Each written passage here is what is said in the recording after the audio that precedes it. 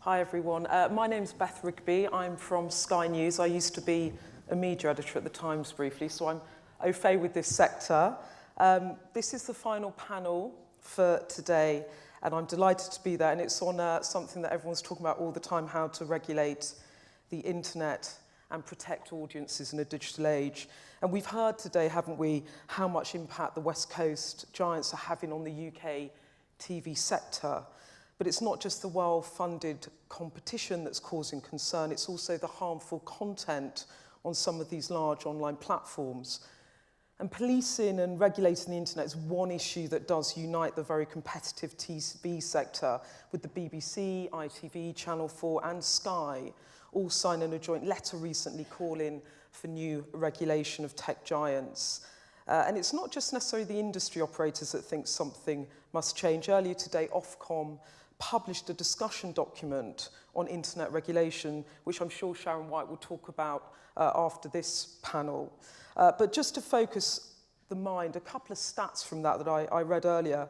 1 in 5 Britons say they've been harmed by web content, and 12 million of us experience harassment, fraud, or abuse online. So I guess the big question is, how can we level the playing field and protect audiences from potentially damaging online content? Now, joining me to discuss this are 3 people that know a lot about it. I've got Damien Collins here, Conservative MP and Chair of the DCMS Select Committee. Rachel Caldicott, Chief Executive of the technology think tank Everyone, and Tess Alps, who's Chair of Thinkbox and Council Member of the Advertising Standards Authority. So thanks for all joining us. But before we hear from the panel and take questions from some of you, let's look at some of the content that's causing concern. Look, they're just some of the examples of harmful content that audiences are facing, and we know that online regulation is racing up the political agenda, and we're expecting that white paper out at some time later this year, which is how long's a piece of string when it comes to the government. But apparently by the end of this year, although lots of things keep getting pushed back because something I won't discuss, Brexit. But look, a good place to start, I think, is what should be in that paper and what the panellists would like the government to do. So Damien, why don't I start with you? What would you like to see change? Well, I'd like to see the end to the platform neutrality status for the social media companies. That doesn't mean to say that they should be publishers with full liability for everything anyone posts on their sites, but to say where there is harmful content and illegal content that shouldn't be there, and the companies have been notified of it, they have to take it down within a tight period of time, and if they don't, they become liable. And I think with illegal content, that's really clear, but there are other forms of content which aren't necessarily illegal, which can be harmful, particularly aggressive disinformation campaigns. Mm-hmm. And we're going to have to also put the right process of regulation in place, not just to deal with problems we know about today, but to have a way of dealing with problems that are coming down the track. I mean, in news, by the next general election, it could be that any sort of blogger in their bedroom would have the capability to create deep fake films, to release films of politicians making derogatory remarks about people they've never made in a setting they were never in, but is distributed as fact. And how do you intervene to stop that happening? We're going to need to create the tools to do that. And the companies, the tech companies, have a responsibility for the way people use their platforms, particularly when they're aware of it. I think that deals with some of with a harmful end. I think there's another perfectly legitimate question coming down the track as well, which is when does a YouTuber with a multi-million audience become a broadcaster? When people, according to the latest Ofcom study, over half of households in this country have a TV which is connected to the internet. If, as far as a TV viewer is concerned, their favourite YouTube channel, their favourite Netflix series, and BBC One are all television, as far as they're concerned, they consume it through the same device in the same way. Some of that is very heavily regulated, some not. Then, is that right? Does there need to be a more equitable system of regulation across broadcasting in the future? The danger could be at some point in the future, although I don't believe any one company will be there now. You might get a PSB who says, well, what's the point? You don't actually need that. You know, the EPG doesn't really exist anymore. So being number 3 or 4 or 5, it doesn't really make any difference to me. I'm selling my content directly. I can get rid of all this costly regulation you've dumped on me and just make programs and distribute them. And that would be a huge loss to TV in this country if that happened. But we've got to say, actually, is there a danger that if the regulatory framework doesn't change, we will not just leave some of our broadcasters vulnerable to competition, but we may actually lose some of the things we value about the way television works in this country today. Okay, Rachel, what do you think? Do you think that a level playing field at least is that everyone's treated equitably? So I guess we've been thinking about technology in the widest sense. And so obviously everyone here today is concerned with content, but there is health, there is transport, there is finance, there's all these areas that are being changed by the internet. And that actually, if we think about regulating, it can't be the case that you're regulating slightly differently in health to content, because there are going to be common things there about, say, privacy, security, those kind of issues. And so our thought is that as well as kind of helping the existing regulators, whether that's in content, whether in health, to upskill and to understand the world as it is now, there needs to be something that goes along the top of that is thinking about the gaps, understanding the change tech is making generally, and looking ahead.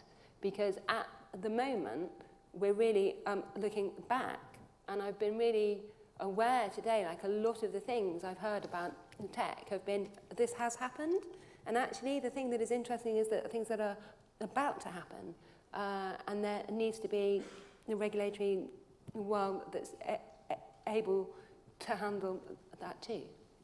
Okay. Tess, what do you think? What would you like to see in that white paper regarding regulation?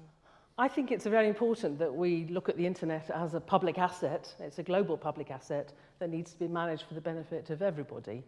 Talking about it like the Wild West isn't very helpful, other than the fact that actually the Wild West was eventually tamed, and it was tamed through the community deciding how it wanted the West to be and appointing impartial sheriffs to administer the rules that they collectively agreed upon.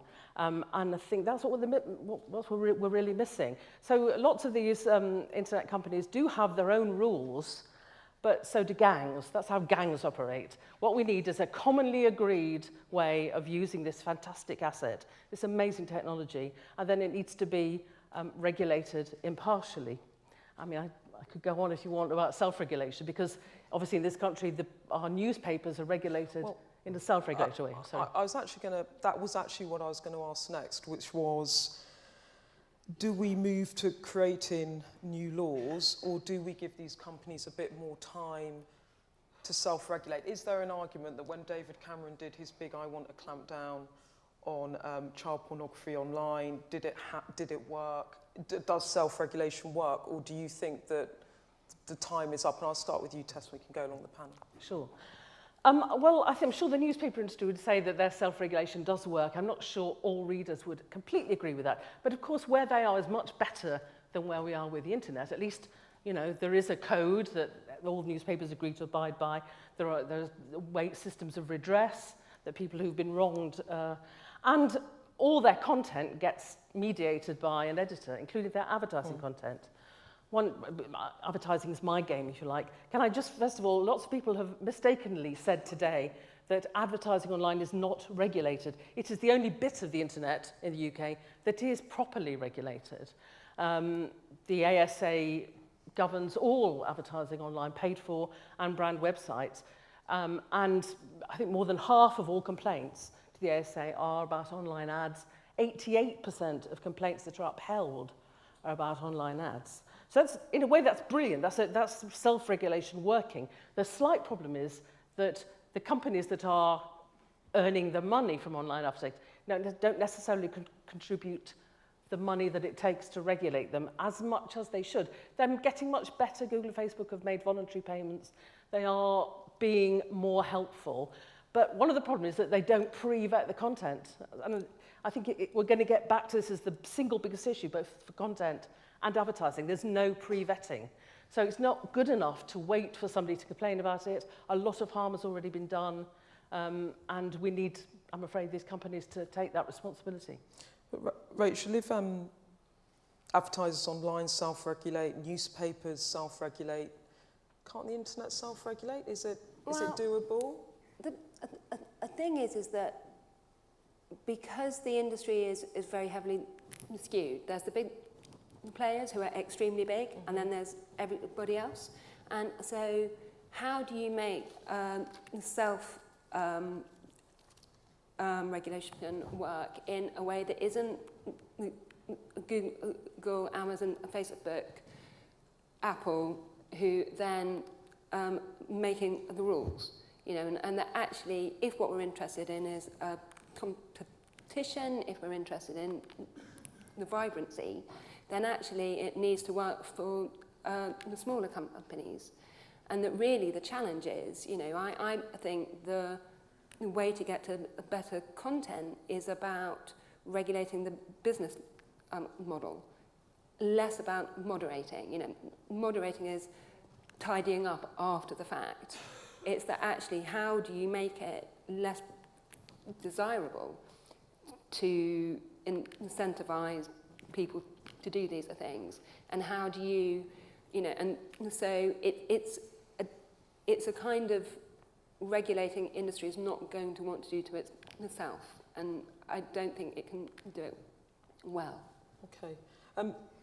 Damon, I'm thinking here about tax regulation and big global companies and how difficult it is to regulate them when they are multinational and global.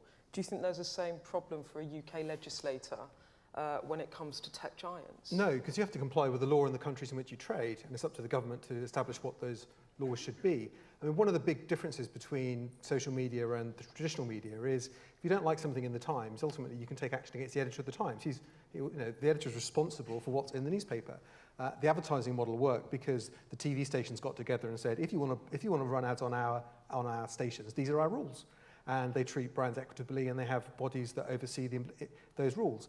But with Facebook, if you take issue with a Facebook page that's being derogatory about you and maybe spreading things that are untrue, you go to Facebook and they say, well, who is doing this? And they say, well, we're not to tell you, and we're not responsible for the content. So good luck.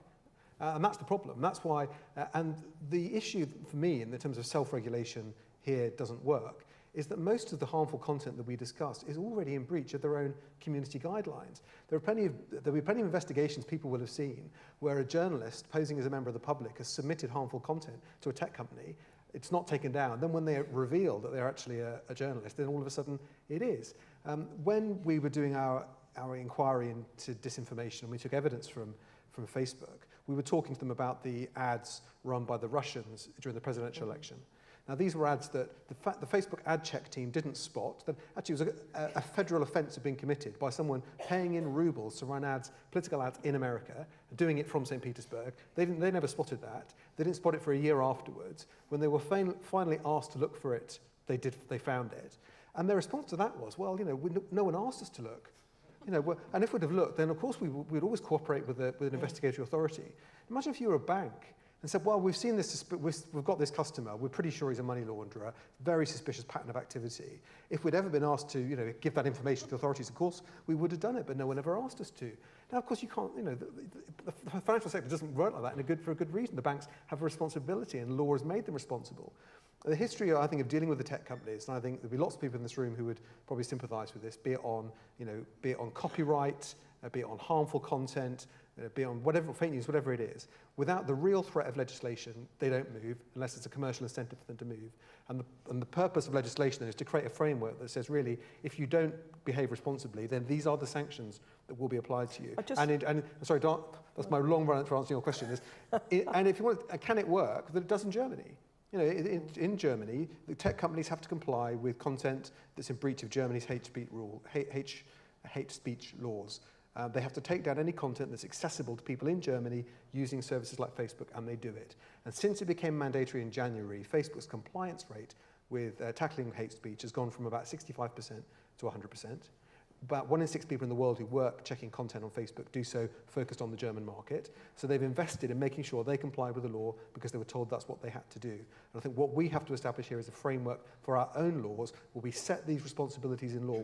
We don't take their word for it that they're complying, and we don't leave it for them to do it for themselves. We say, actually, these companies are more or less public utilities now. They are people's gateway into the internet every day, and there are certain standards that we expect, and that they can't be totally neutral about the content that's served on their platforms. They may not have made it all, but they curate the space, and they curate the user experience, and they have responsibility towards the user. Okay, just before I throw it to the audience, just from you two, Rachel first, just in terms of what Damien just said, we've got lots of broadcasters here, obviously. There's a whole raft of rules that broadcasters have to abide by, be that the 9 p.m. watershed, impartiality in news, protections for individuals directly involved in programmes and so on. Do you think that those rules should be transposed to the internet, that actually what applies to broadcasting should apply online too?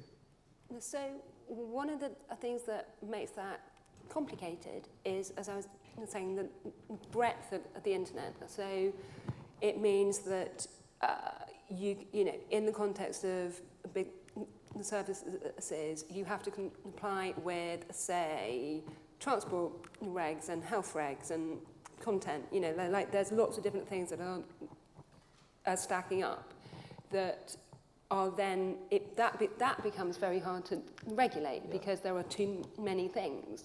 And I think it's more about the classification of activity. You know, so the thing that's been going on forever is, you know, are you a publisher or not? And it's very easy to have a yes-no conversation about that. I think that the platforms need to have their own status and be recognised as their own entity. And if that happens, then there's kind of a different set of rules that apply to them totally, but it takes the best of health and finance and content. Just a quick follow-up then. The corollary of that is, do you think too much heavy-handed regulation could damage freedom of expression online as well? Is that the flip side of this coin? I think, but it goes like the other way. I mean, our research totally backs up the Ofcom findings about the number of people who've been exposed to things they're uncomfortable with or unhappy about. And actually, the freedom of an individual to be safe is enormous. And that pressure of First Amendment thinking, like, that is not culturally our values. And so the idea that the freedom of expression is the ability to upload a video where you're pretending to behead someone is probably like a loose interpretation. And I think a lot of the time, you know, I've worked in the internet for over 20 years, and all the optimism of the openness and the sharing has kind of gone away. And I think the things we need to be thinking about are better standards. Mm-hmm. So, Tess, just to flip it the other way, how about this, that if we don't over-regulate the internet or don't regulate it in the same way as television, should we lighten the rules for broadcasters? So we take away regulation rather than putting more in? I don't think the public want that to happen. I think Rachel's talking about the idealism of the internet, and I think we've been sold this rather romanticised version of what the internet would do for us, free speech, democracy, when in reality it's acted as a sort of camouflage for very large quasi-monopolistic greedy corporations to grow up and not necessarily help society. I think the business about sort of evening up the playing field is rather, for TV companies, rather complicated. I'd say that the single biggest disparity is that And we're not talking about Netflix, we're not talking about people who are producing high quality content that people pay for. We're talking about user-generated comments and films, really, that are not mediated, that are uploaded without any pre-vetting. That's really where the harm comes. But the disparity for TV companies is that these companies who enable this, and they don't want to be called publishers, and yet they enable this stuff to be distributed, they rank it, they promote it, they monetize it. To me, that's a publisher. But hey, let's not get hung up on the word. But whatever it is they do, that's tantamount to being a broadcaster. Just quickly going back to Stone's point, though, who ultimately is responsible? Is it, as you were saying, the newspaper, ultimately the editor of the newspaper? Or is it the person that uploads the content, or is it the publisher of the content? At the moment, you have to have actual knowledge. Facebook or Google would have to have actual knowledge of harmful content, and that's clearly, given that they're, they might not have human actual knowledge, but the organisation has algorithmically knowledge of it, because that's why it's promoting or ranking it and making advertising money out of it. So the level playing field is about, why are these companies so huge? Why have we allowed these companies to be so anti-competitive globally? And why aren't we expecting them to behave responsibly? And God knows they've got plenty of money. Facebook, 40% profit margin. The idea that they can't pay to pre-vet content is just absurd, I'm afraid. Okay. I'm going to open it up to the audience, because I've got this great giant clock. We've got 15 minutes left. So does anyone have any questions? The lady at the back with the white jacket. Hello, Tara Conlan. Can I ask just about the practical application when you've got sort of 400 hours being uploaded to YouTube every minute? You've got Mixer, live streaming on Mixer, on Instagram, live broadcasting.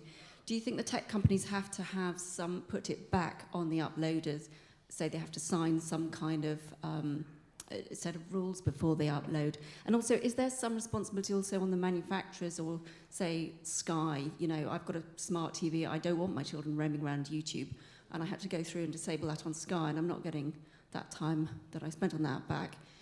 Is there some help that the traditional broadcasters can give parents there as well? Tara, who would you like to direct that to? Well, all three. Damien, everyone. Yes, please. Who wants to kick off? I'll kick off.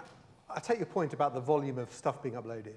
I don't have a lot of sympathy for the companies, because their business model is based on understanding everything about everyone who uses their service, so they can sell them stuff. Now, they use it to run ads. Why can't they use it to keep people safe? The same technology. And they can use machine learning as well to identify likely harmful sources of content that should be referred for human checking. And they should be doing that, not waiting for user referral. And tech companies would probably say to a large extent that happens already. I think what we're doing is we're putting in service standards to say, we expect it to happen, and if you don't do it to a certain standard, then you become liable for that content being there, because you then have a responsibility. You could and should have done something about it. And many people would say, if you put if you uploaded a video, a pirated video of a Premier League goal, that'll probably come down pretty quickly, because there are pretty big commercial incentives to stop that happening. Those commercial incentives have not existed in the same way for other forms of harmful content. And I think what we have to do now is create a regulatory framework where that is put in place, and have an independent body that can oversee whether they're meeting the standards that have been set in a different but a similar way to the way Ofcom would interpret the broadcasting code and run that as well. There are lots of industries that are multinational, deal with multiple transactions, huge customer numbers, but yet have proper regulation and proper oversight of the way they conduct their affairs. And those industries manage to cope with it every day of the week. And this is a sector with lots of really big, very wealthy companies that I think could easily find a way to make sure it can comply. Okay, I'm going to take another question. I just want to say that there are many more than 400 hours broadcast around the world on every TV channel, and yet every bit of that content is vetted before it goes out. And so it's not for us to solve their problem, but it is a problem that they need to solve. Rachel? And I'd add on the other point. I would really like to see bringing out things like operating systems where you're choosing at setup, well, this is a device that is only going to work in safety mode, or this is a device for a 12-year-old, right? And so that actually, as a parent or a carer, you're able to set boundaries. And I think there's, and really, Apple and Google could be doing that, and they're starting to make changes to operating systems now, and I think it's totally feasible. Yeah, that was actually something that the last government introduced, wasn't it? Forcing stricter parental controls, which was, you know... Yeah, there's a way around it. You know, children are pretty adept at finding their way around. Really smart at doing that. They're at lying. But I think the companies could also, I think they're looking at the data profile of their users, which is what their business is. I mean, Facebook is an advertising platform, first and foremost. They could guess, they could identify, I think, suspicious patterns of behaviour and say, oh, we think this may be a child, you know, looking at the viewing pattern and behaviour and time of the day, we think this is a child trying to view inappropriate content, and we're going to put some sort of check in place to do that. They could design the tools to do it. And they use that now for advertising, actually. Yeah, indeed, They're very absolutely. good at that, Yeah, age gating. Okay, have I got another question at the front here? My name is Claire Enders from Enders Analysis. This is a question for Tess and for Damien, which is, could a template be the way that gambling, underage gambling, was dealt with over the last 3 years, I believe? You know, really from a completely Wild West situation of online gambling, accessible to all children in this country, to one in which both money laundering concerns and age constraints are respected. I mean, you know, and obviously on the advertising side, there were specific issues. These are also multinational global companies based in Gibraltar or elsewhere. So, you know, I think the UK has shown that it is absolutely not impossible to deal with a very difficult set of, a very impactful form of harmful behavior on children or underage gamblers. Okay, Tess, do you want to kick off that? Of course, there are plenty of ways, and these companies are technologically brilliant, as we know, and they can do much more than they do. That's why, if you're going to be very cynical about it, what you'd say is actually they quite like highly controversial content, because it creates traffic, it creates dispute and dissent. All of that generates eyeballs, which generates money. So the cynic in me says maybe they don't want to clean up all the content because that's in part what earns them the traffic and the money. Damien? Yeah, I think it's a really good example. And actually, although these companies are bigger than some of the gambling companies, you're dealing with a concentration of 2 or 3 big players, actually. So in some ways, the challenge is slightly easier, because if you can get them to conform to a new norm set in statute, then the rest of the industry will probably follow. So, but I think it's a good example. It shows what can be done. Any other questions? The gentleman at the back, right in the middle. I think it's David. Is that David? It is David. It is David, isn't it? Yes, it is David. David Wielden from Sky. One of the accusations that is thrown at those who are asking for greater rules and regulation in this space is that somehow freedom of speech is going to be impacted. And in fact, what you see whenever this debate emerges in jurisdictions in Europe and beyond is the tech companies are very adept at stirring up that fear and mobilizing people to oppose any intervention. And yet, most of these firms are already editorializing to some extent, restricting what people can say on the basis of their own policies.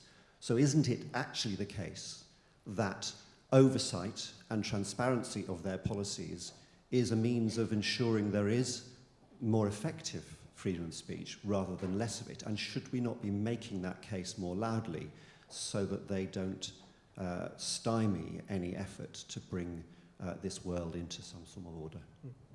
David, who do you want to direct that to? Anybody, but Damien first. Okay.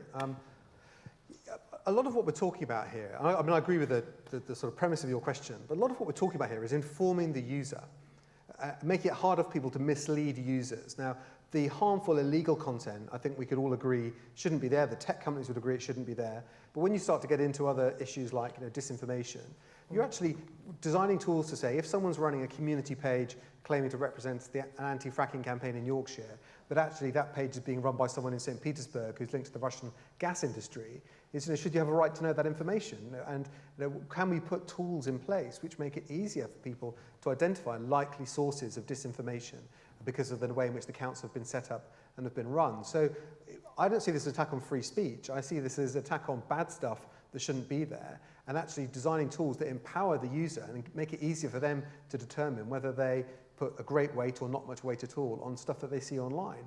Because what I think one of the problems is as we move into a world increasingly where people don't consume news from a curated space, they consume it in bite-sized chunks shared on social media, and that's people's principal gateway to the internet world. They have to be empowered, I think, to understand, to make decisions and choices about what they engage with and what they don't, based on real information. I mean, free speech is incredibly important. You know, we all buy that, but people are should be as free online as they are offline. And offline, they're not completely free. You know, there are laws that stop you saying certain things, and those same laws would simply apply online. So as soon as a conversational account becomes public, you know, it's very different from just saying it privately in your front room to your husband. You know, there are implications about that. But the business about if they are so powerful, and this is, you know, why are they so powerful?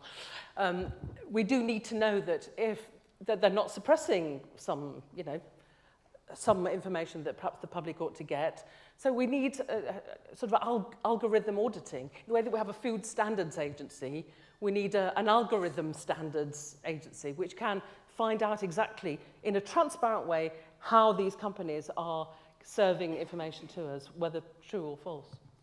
Yeah, and I think to the point about companies are making choices, there was an example earlier this year where Spotify have stopped promoting R. Kelly, right, because he's a sex offender. And they made that choice. It's not legislated, it's not supported, you know, it's up to them. And they're able to do that because it's their business. And I'm not saying if that is good or bad, but there are more and more of those kind of spontaneous choices. And in the States last year, you were seeing companies who were choosing not to host or support the white supremacists, and they were making a choice. And I think the problem of the lack of transparency there is huge, and actually the problem of not knowing the contents of algorithms is a regulatory matter as opposed to a business matter. Great, okay, thank you. We've got 4 minutes left. That's about a minute each. I think once I've talked for a bit. No. We're about to hear from Sharon White.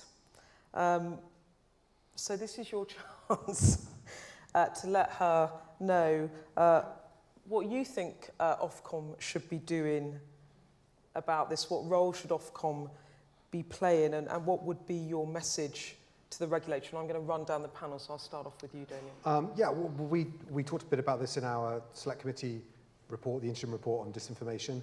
I think if we're going to look at having a regulator that deals with content standards, that's something that Ofcom has a huge amount of experience in doing, and I think the role in Ofcom of being the arbiter of whether the tech companies or the social media companies are complying with the standards that we set is one that I think they will be very well placed to fulfill. So I was really pleased to see the report that they published today. I think it's also right, it was done, the research was published with the ICO, because the ICO is our data, Elizabeth Denham is our data policewoman. You know, she is the person that has got the powers now to go in and make sure from the tech side that the companies are protecting data, meeting their obligations.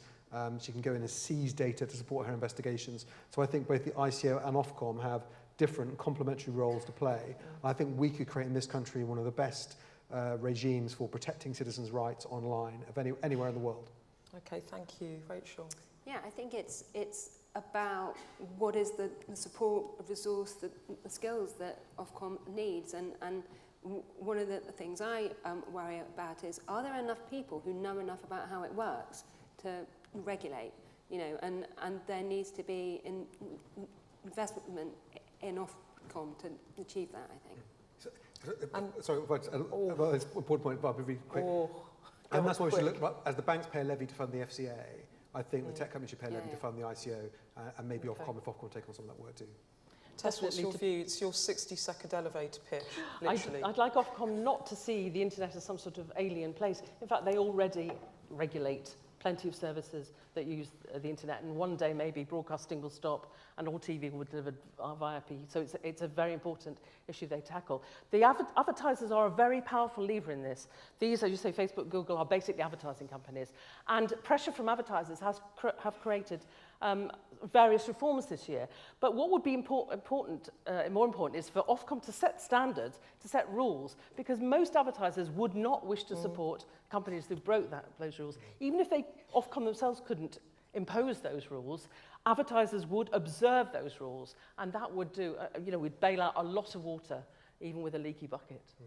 Great. Well, look, thank you. We've got a cool 1 minute to go, so this is like the perfect wrap for a session. But look, it feels to me like, from what everyone said, that the wild west of the internet might be beginning to get tamed. As I said, we've got that the DCMS white paper out. We had Sajid Javid only earlier this month talking more robustly about wanting to stamp out online abuse, and of course the discussion paper that Ofcom have put out today, and that I'm sure Sharon will talk about. So thank you, all of you. Thank you, Damien, Rachel and Tess. Thanks for a great panel and sharing your views. And thank you for your questions. Thank